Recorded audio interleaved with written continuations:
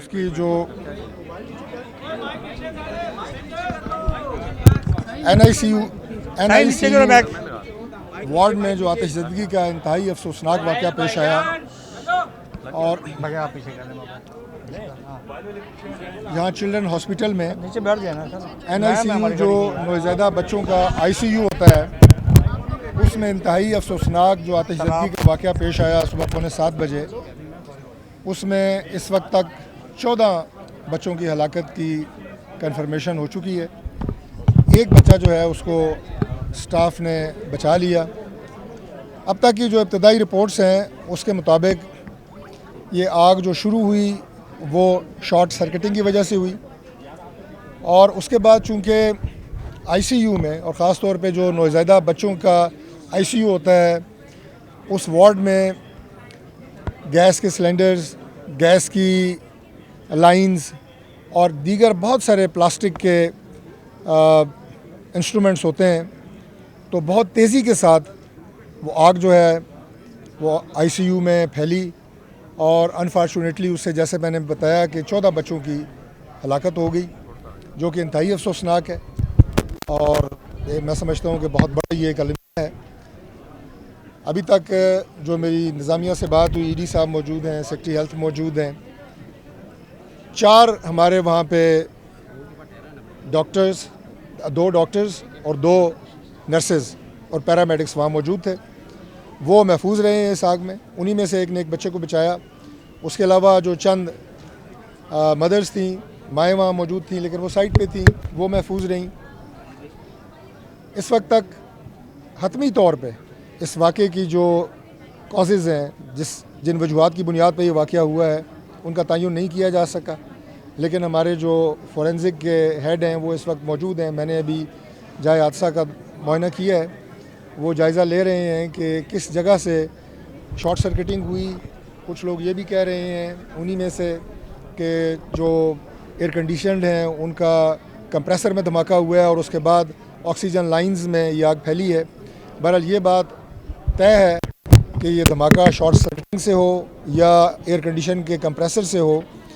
इसकी तेज़ी से फैलने की वजह वार्ड के अंदर जो ऑक्सीजन की लाइंस थी और ऑक्सीजन के सिलेंडर्स और सप्लाई थी, क्योंकि ऑक्सीजन जहां आग को बहुत तेज़ी से पकड़ती है उसी तेज़ी के साथ जहां जहां वो लाइंस होती हैं उससे वो आग फैली है। जिन बच्चों की बदकिस्मती से जो जाँ बाक हुए हैं, नौज़ायदा बच्चे जो किसी की उम्र चंद घंटे थी, किसी की उम्र कोई 1 दिन थी, उनकी ज़्यादा जो हलाकतें हुई हैं वो दम घुटने से और जो उसके अंदर एक वो प्लास्टिक के जलने की वजह से वहाँ जो धुआं इकट्ठा हो गया था उसकी वजह से, और 6 के करीब बच्चों की जो मैयतें हैं उनके वालिदैन के हवाले कर दी गई हैं। अक्सरियत जो हैं वो उनकी जो बॉडीज़ हैं वो मस्क नहीं हुई हैं और शनाख्त के बाद वो वालिदैन के हवाले 6 हो चुके हैं, बाकी अभी हवाले की जा रही हैं। प्राइम मिनिस्टर ऑफ पाकिस्तान की खुसूसी डायरेक्शन के ऊपर वाइस चांसलर साहब की सरबराही में तहकीकाती कमेटी तश्कील दे दी गई है और उसके अलावा जो हमारी इस्लामाबाद की इंतज़ामिया है उन्होंने भी डिप्टी कमिश्नर साहब की सरबराही में एक तहकीकाती कमेटी तश्कील दी है। मैं आपको यकीन दिलाता हूँ कि अगर इस वाक़े में किसी भी इंतज़ामिया की, जो मैं पिम्स की बात कर रहा हूँ, अगर कोई गफलत पाएगी तो इंतहाई सख्ती के साथ उसे करार वाकई सज़ा दी जाएगी। ये एक ऐसा वाक़या है, इतना अफसोसनाक और अंदोनाक वाक़या है कि इसके ऊपर किसी की भी गफलत, किसी की भी सुस्ती को बिल्कुल बर्दाश्त नहीं किया जाएगा और अगले 24 घंटों के अंदर ये रिपोर्ट जो है वो प्राइम मिनिस्टर ने तलब की है और मैं ख़ुद भी जाके अभी उन्हें ब्रीफ़ करूँगा।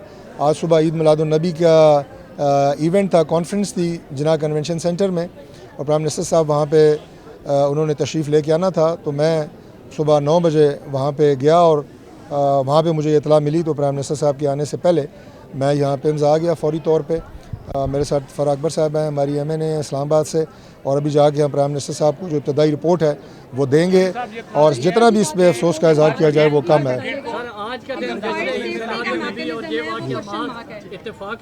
जी, आज जश्न ईद मिलादुन्नबी और ये इस तरह का सानिया, ये महज इत्तेफाक है, इस पे क्या कहेंगे? देखिए ये एक हादसा है जी, ये बड़ा एक अफसोसनाक हादसा है। इक्विपमेंट कोई मौजूद नहीं थे, ताले लगे हुए थे और जो वार्ड रास्ते बरकरार थे, इमरजेंसी एग्जिट नहीं थे, फायर होज मौजूद नहीं थे। कैपिटल इमरजेंसी सर्विसेज ने 15 दफ़ा लेटर लिखा है, पीएम ने जवाब नहीं दिया। इस पर बताइए तो ऑन सर्फेस देखें, ये तमाम जिन खदशात का आपने इजहार किया है कि यहाँ पे क्या आग बुझाने के मुनासिब आलात मौजूद थे या नहीं, इमरजेंसी एग्ज़िट थी या नहीं, इस्लामाबाद में आतिशज़दगी का ये पहला वाक़या नहीं है।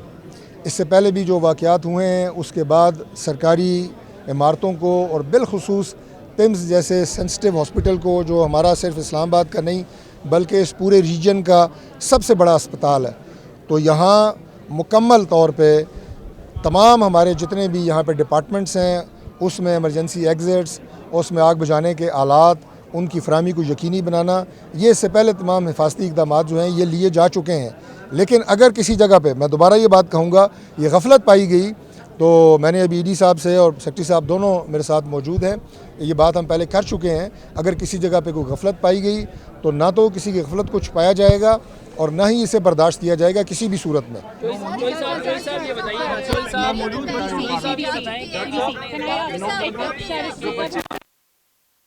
hospital, if all the safety checks had been followed, how could something like this happen? It's a very sad incident in which we lost 14 lives of newborns. But so far, what we have seen or what I have inquired from the concerned authorities, it was a blast. It was a fire which spread suddenly and at very fast speed because there was oxygen cylinders, oxygen pipelines in that ward. So that caused that fire to spread in a very... How could that have happened if the safety checks have been in place? Should these things not have been checked? Should there not have been oxygen cylinders close Even to if you something take all safety measures, still if there is a short circuiting, if there is a blast, then can't do anything, and we have done whatever could have been done. Do you feel comfortable that there were enough safety measures in place? जी sorry, आप कह रहे हैं पहले भी हिफाजती इंतजाम दिए गए यहाँ पर तमाम जिस तरह से जो भी जितना इंसानी तौर पे जो किसी के बस में होता है, जैसे मैंने पहले कहा कि ये एक इंतहाई हमारा सेंसिटिव इदारा है, यहाँ पे वो तमाम इंतजाम मौजूद थे। लेकिन अगर और दूसरी बात ये है कि जैसे मैंने आपको बताया कि it was like a blast, ये जब धमाका हुआ उसके बाद जितनी तेज़ी के साथ ऑक्सीजन सिलेंडर फटे या ऑक्सीजन की लाइंस में आग फैली है, ये सेकंड्स में हुआ है, ये इसमें कोई ज़्यादा टाइम नहीं लगा। और जो मेरी मालूमात हैं यहाँ पे आने के बाद, फायर ब्रिगेड जो है वो बड़ी जल्द यहाँ पे पहुँचे हैं 5 से 10 मिनट के अंदर।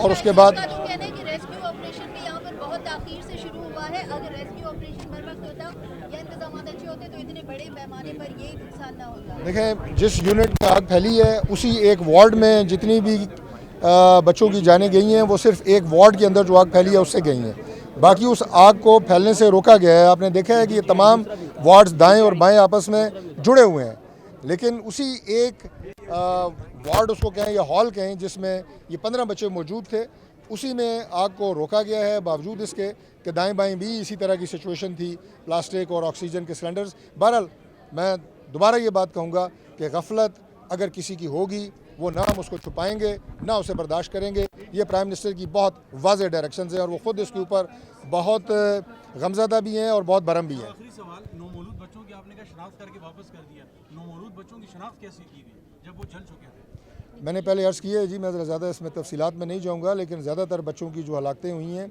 वो आग से जलने की वजह से नहीं हुई, बल्कि प्लास्टिक जलने की वजह से जो वार्ड में धुआं जमा हुआ है उसकी वजह से हुई हैं, सांस रुकने से, दम घुटने से हुई हैं। बहुत शुक्रिया जी।